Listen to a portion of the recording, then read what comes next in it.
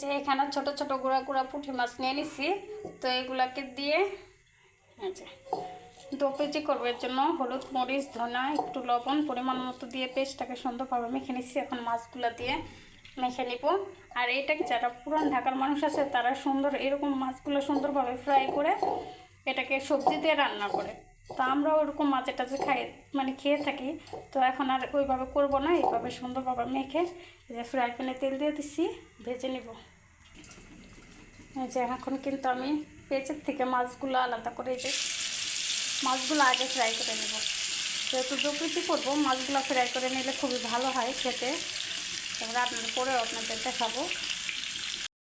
এই যে এখানে কিন্তু আমার মাছটা হয়ে গেছে দু কেজি করাতে। হ্যাঁ, একদম আমি কিন্তু পোড়া পোড়া করে নিচ্ছি। আর একটু ভাজা ভাজা করে নিব, তারপরে নামিয়ে ফেলবো। এইভাবে গুঁড়া মাছ আর কি দু কেজি করে খেলে খুবই ভালো লাগে খেতে।